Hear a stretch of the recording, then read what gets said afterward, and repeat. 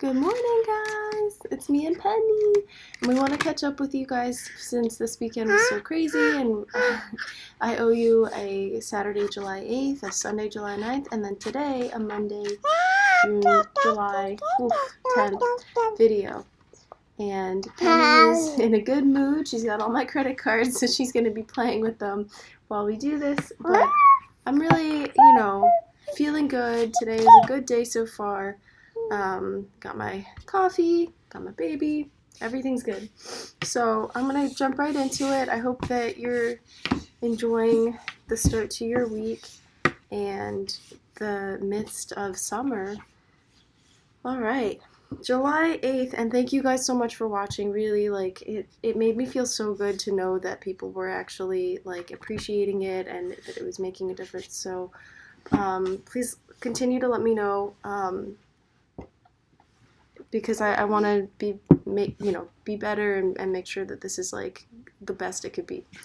All right, July 8th. They shall mount up with wings as eagles. Isaiah 40:31. There is a fable about the way the birds got their wings at the beginning. They were first made without wings. Then God made the wings and put them down before the wingless birds and said, "Come, take up these burdens and bear them." The birds had lovely plumage and sweet voices. They could sing, and their feathers gleamed in the sunshine, but they could not soar in the air. They hesitated at first when bidden to take up the burdens that lay at their feet, but soon they obeyed, and taking up their wings in their beaks, laid them on their shoulders to carry them. For a little while the load seemed heavy and hard to bear, but presently as they went on carrying their burdens, folding them over their hearts, the wings grew fast to their little bodies, and soon they discovered how to use them. And they were lifted up in the air, and the weights became wings. I don't know if any of you are parents or know of kids in your lives who have this. This was trending, so I got it for her. But it really frustrates her because it always stops, and that's frustrating. But it is really cute. It vibrates. It plays. Yeah, I know. I'm sorry, honey. That's your friend. That's your friend. Oh. Oh.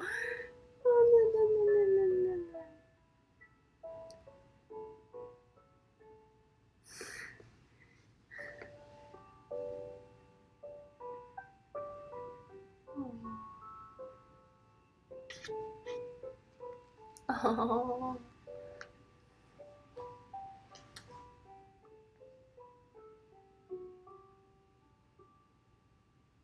Sorry for the little baby break. Just gotta make sure this thing keeps going while I'm reading. Oh! Oh, he's happy.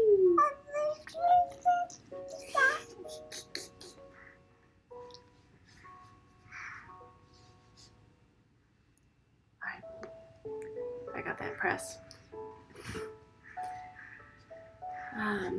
Soon they discovered how to use the wings and were lifted up in the air. The weights became wings. It's a parable. We are the wingless birds, and our duties and tasks are the pinions God has made to lift us up and carry us heavenward. We look at our burdens and heavy loads and shrink from them, but as we lift them and bind them about our hearts, they become wings, and on them we rise and soar toward God. There is no burden which, if we lift it cheerfully and bear it with love in our hearts, will not become a blessing to us. God means our tasks to be our helpers. To refuse to bend our shoulders to receive a load is to decline a new opportunity for growth. J.R. Miller. Blessed is any weight, however overwhelming, which God has been so good as to fasten with his own hand upon our shoulders. F.W. Faber.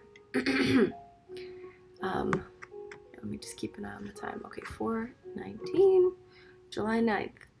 I have chosen thee in the furnace of affliction. Isaiah 48:10. Okay. Does not the word come like a soft shower, assuaging the fury of the flame? Yes, it is not an asbestos armor against which the heat has no power. Let the affliction come. God has chosen me. Poverty thou may strike in at my door, but God is in the house already, and he has chosen me. Sickness thou mayst intrude, but I have a balsam ready. God has chosen me.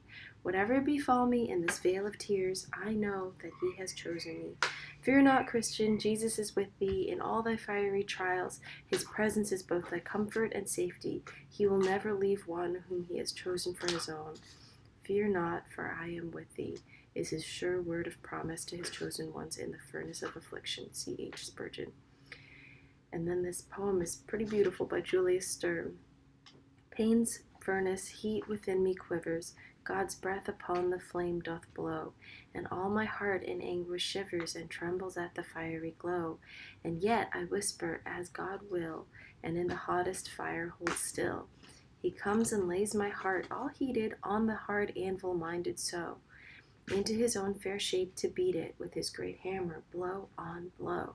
And yet I whisper, as God will, and at his heaviest blows hold still. He takes my softened heart and beats it, the sparks fly off at every blow. He turns it o'er and heats it, and lets it cool, and makes it glow. And yet I whisper, as God will, and in his mighty hand hold still. Why should I murmur? For the sorrow thus only longer lived would be. The end may come and will tomorrow, when God has done his work in me. And so I say, trusting, as God will, and trusting to the end, hold still.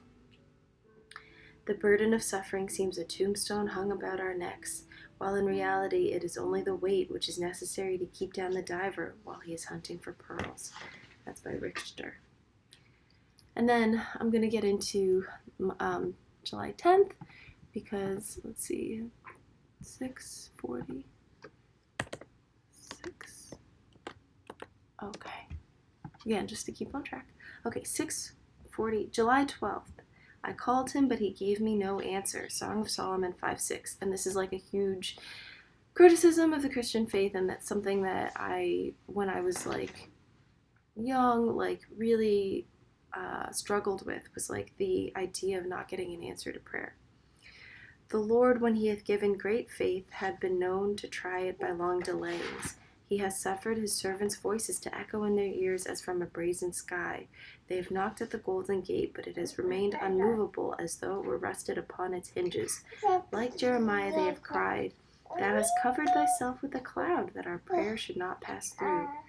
Thus true saints have continued long in patient waiting without reply, not because their prayers were not vehement, nor because they were unaccepted, but because it so pleased him who is sovereign, and who gives according to his own pleasure. If it pleases him to bid our patience exercise itself, shall we not do as he will with his own? No prayer is lost. Praying breath was never spent in vain. There is no such thing as prayer unanswered or unnoticed by God, and some things that we count refusals or denials are simply delays. H. Bonar.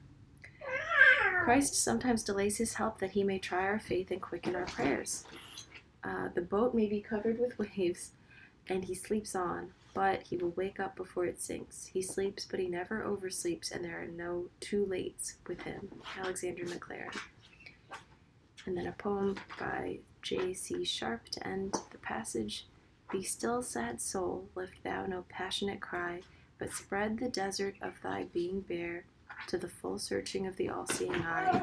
Wait, and through dark misgiving, black despair, God will come down in pity and fill the dry, dead place with light and life and vernal air.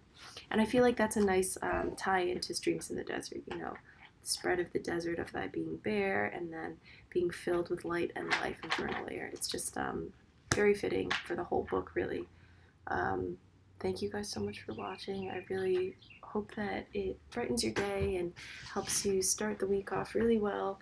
I really love checking in like this, and I hope to see you tomorrow. Okay.